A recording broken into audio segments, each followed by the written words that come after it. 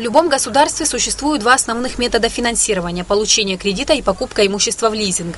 Сегодня, ввиду труднодоступности кредитных ресурсов в нашей стране, лизинговый механизм может стать удобной альтернативой осуществления инвестиций в основной капитал, считают в Министерстве экономики Абхазии. У абхазских предпринимателей будет возможность приобретать технологическое оборудование, строительную технику, сельскохозяйственную технику, автотранспорт, высокопродуктивный племенной скот и многое другое имущество, которое необходимо в ежедневной производственной деятельности. На сегодняшний день ряд крупных государственных лизинговых компаний России выразили заинтересованность работать в республике.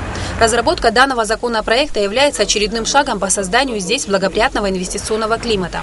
Принятие данного закона позволит абхазским предпринимателям получить эффективный и удобный механизм обновления основных фондов производственных мощностей. По сути, лизинг – это аренда имущества с правом ее последующего выкупа. Схема работы данного финансового инструмента довольно проста. В обязанности лизингодателя входит приобретение в собственность имущества, необходимого лизингополучателю, и предоставление его в аренду последнему за определенную плату.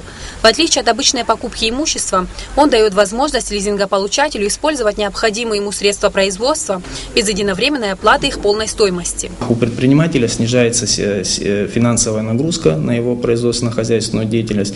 В то же время у него есть возможность пользоваться современным технологическим оборудованием. Второе очевидное преимущество лизингового механизма – это возможность включения лизинговых платежей в себестоимость производимой продукции.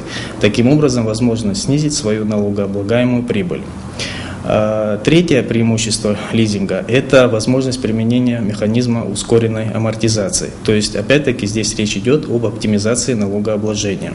По замыслу Министерства экономики, принятие данного законопроекта создаст в Абхазии условия для обеспечения мировых стандартов инвестиционной деятельности. При принятии проекта Министерство экономики будет учитывать мнения, замечания и пожелания представителей предпринимательского сообщества и заинтересованных граждан. Сима Аргун, Астамур Гожба, Абхазское телевидение.